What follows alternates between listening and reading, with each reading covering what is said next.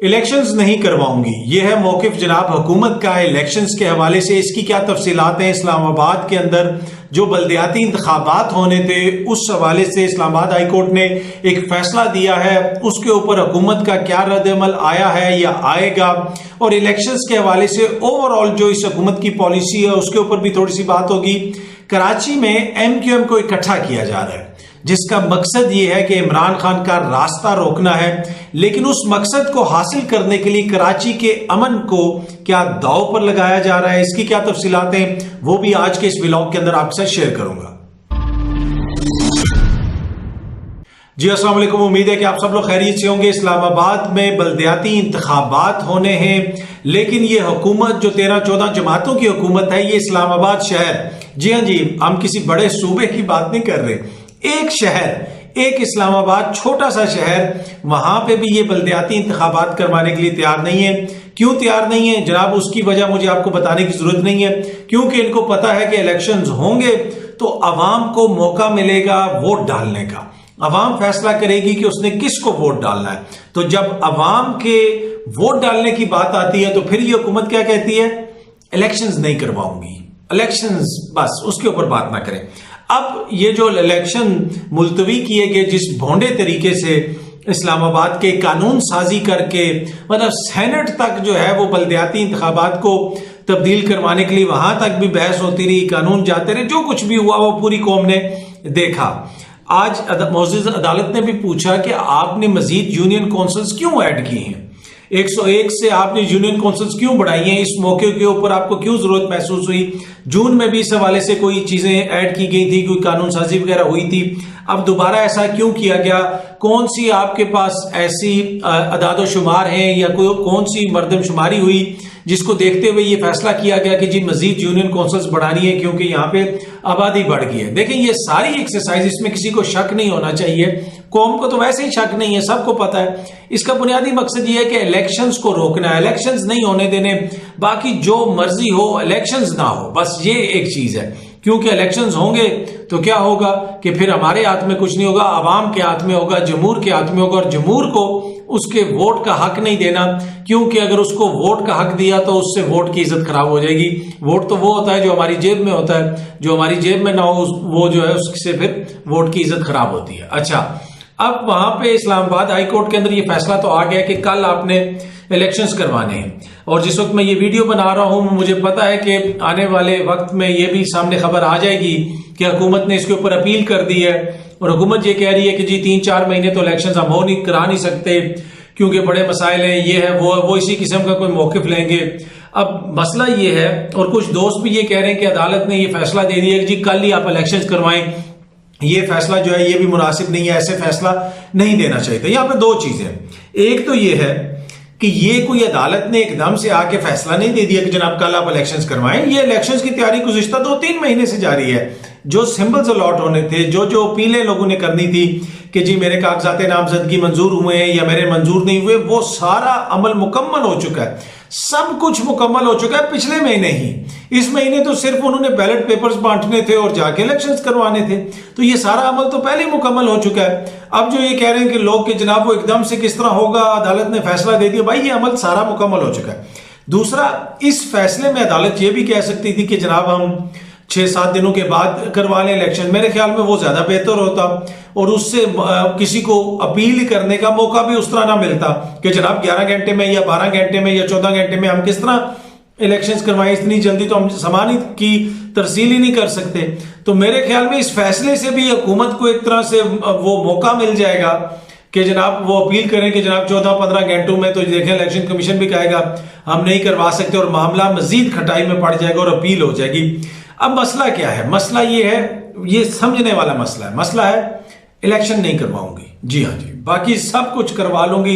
ये हुकूमत कहती है कि सब कुछ करवाएंगे, ये भी कर लेंगे, तरक्याती काम भी कर लेंगे, तकरीरें कर लेंगे, इलेक्शंस नहीं करवाऊंगी। हुकूमत का ये बड़ा मुस्तकिल मजाजी से उनका ये मौकिफ है, और बड़ा जबरदस्त मौकिफ है।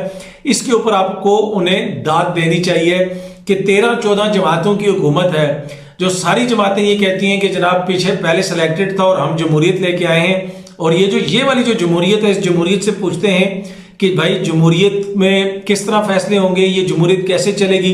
तो जमहूरियत आगे से कहती है मैं जैसे मर्जी चलूं पर मैं इलेक्शन नहीं कराऊंगी, क्योंकि मैं इतनी भी बेवकूफ नहीं हूं कि मैं अपने फैसले जमहूर के हाथ में दे दूं। मैं जमहूरियत हूं, कोई इतनी सादी नहीं हूं। तो ये वाली जो जमहूरियत है ये तो कभी भी जनाब इलेक्शन नहीं करवाएगी। अच्छा, अब दूसरी चीज जो मैं आपसे शेयर करना चाहता हूं वो एमक्यूएम के हवाले से। कराची में एमक्यूएम को इकट्ठा किया जा रहा है। एमक्यूएम को क्यों इकट्ठा किया जा रहा है? इसलिए कि इमरान खान का रास्ता रोकना है। आज फवाद चौधरी साहब ने भी इस हवाले से कुछ बातें की। उन्होंने कहा कराची का शहर रोशनियों का शहर था, फिर एस्टेब्लिशमेंट को ख्याल आया कि हमारी पार्टी होनी चाहिए, सारे गुंडे जमा करके एमक्यूएम बना दी गई, अशरों की आग खून का खेल खेला गया, मुश्किल से जान छूटी।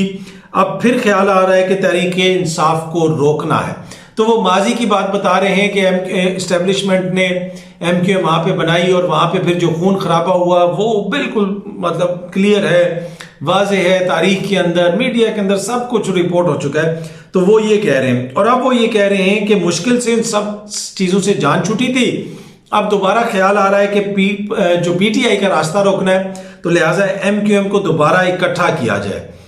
नो बारूद का ढेर इकट्ठा करके शहर में चरागा की कोशिश की जाए, कि बारूद इकट्ठा करके जनाब एक तरह से चरागा करने की कोशिश की जा रही है। ये फवाद चौधरी साहब ने बयान दिया है। बुनियादी तौर पे उन्होंने ये कहा है कि किसी के कहने के ऊपर एमक्यूएम को इकट्ठा किया जा रहा है। कराची के अंदर मुख्तलिफ उसके जो धड़े हैं उनको इकट्ठा किया जा रहा है। अच्छा, अब क्यों इकट्ठा किया जा रहा है? उसकी बुनियादी वजह यह है, पीटीआई के मुताबिक आज एक और पीटीआई के सीनियर रहनुमा से मेरी बात हो रही थी, तो उन्होंने मुझे बताया कि जी एमक्यूएम को इकट्ठा किया जा रहा है, इनको डर है कि पीपल्स पार्टी तो वहां सीटें निकाल नहीं सकती है और पीटीआई सीटें निकालेगी, और पीटीआई की सीटों को रोकने के लिए महाजर वोट बैंक को इकट्ठा किया जा रहा है और मुख्तलिफ एमक्यूएम के जो धड़े हैं उनको इकट्ठा किया जा रहा है। और वो बुनियादी चीजें जिनके ऊपर एमक्यूएम की लड़ाइयां हुई थी, जिस तरह कामरान टसूरी साहब को सेनेट का टिकट नहीं दिया था, उसके ऊपर एमक्यूएम टूट गई थी, फारूक सत्तार साहब चले गए थे, अब उसी एमक्यूएम ने कामरान टसूरी साहब को अपना गवर्नर बनवा दिया है। तो इससे आपको अंदाजा हो सकता है कि किसका क्या किरदार है। तासुर ये मिल रहा है इन सारी चीजों से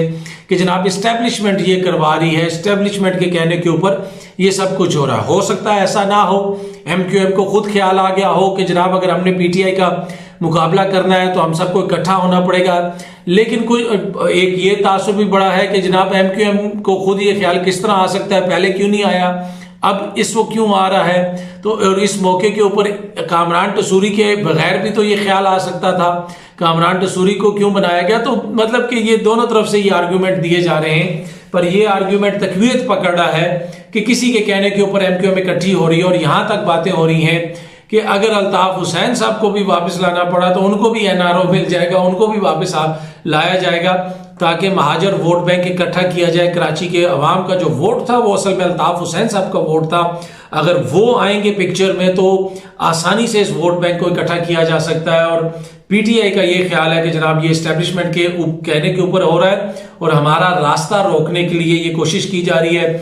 इस हवाले से उनके लीडरान बार बार बयान भी दे रहे हैं, प्रेस कॉन्फ्रेंसेस भी कर रहे हैं। लेकिन अगर ये एमक्यूएम सारी इकट्ठी भी हो जाए, देखिए अब ग्राउंड रियलिटीज तब्दील हो चुकी हैं, अब ये वो जमाना नहीं रहा, अब ये टिकटॉक का दौर है, चीजें बहुत बदल चुकी हैं। इसमें ये नहीं होगा कि जनाब ये हो जाएगा और वो हो जाएगा, ये सारे इकट्ठे भी हो जाएं तो कराची की जो अवाम है वो बाशऊर अवाम है और उसने देखा है कि पिछले 40, 50, 60 साल में उनको क्या दिया है इन सारी जमातों ने।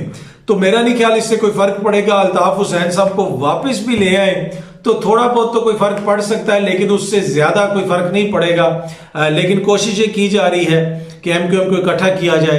एमक्यूएम को क्यों इकट्ठा किया जाए? इसलिए कि इमरान खान साहब का रास्ता रोकना है, और इमरान खान साहब का रास्ता जो रोकना है इस वक्त उसकी जो सबसे बड़ी इनकी सियासी चाल है हुकूमत की, वो क्या है? इलेक्शन नहीं करवाऊंगी भाई, ये बाकी जो मर्जी हो जाए, इलेक्शन नहीं करवाने जी इस हुकूमत ने। इलेक्शन जिस दिन होगा इनको पता है कि फिर फैसला कौन करेगा, ना मैं करूंगा ना कोई और मौज़े शख्सियत करेगी, फिर फैसला पाकिस्तान के 22 करोड़ अवाम करेंगे और उनके हाथ में ये फैसला दिया नहीं जा सकता, क्योंकि ये उनकी किस्मत का फैसला है। और ये कैसे हो सकता है कि ये फैसला उनको दे दिया जाए कि वो खुद अपनी किस्मत का फैसला करें, पाकिस्तान के बच्चे अपनी किस्मत का फैसला करें। उनकी किस्मत का फैसला 2 खानदानों के बच्चे करेंगे और यही फैसला उनको मानना भी पड़ेगा और उनके लिए अच्छा भी होगा, इसलिए कि वो हमेशा अच्छे फैसले करते हैं। उम्मीद है कि वीडियो आपको पसंद आई होगी। बहुत जल्दी आपसे दोबारा मुलाकात होगी। बहुत बहुत शुक्रिया। Thank you so much.